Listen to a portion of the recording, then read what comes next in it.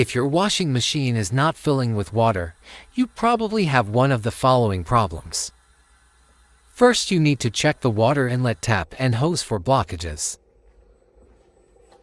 If you do not find a problem in the hose and water inlet valve, you most likely have a defective water inlet valve in the washing machine.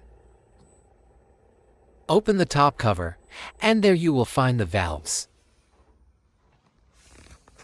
All you have to do to replace them is unscrew a few screws.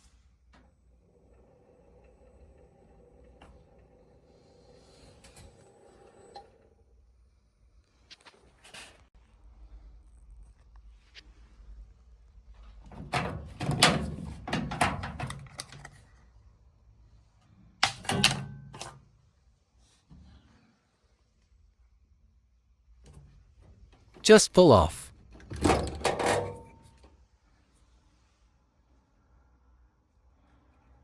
Now find a part number and replace with new ones.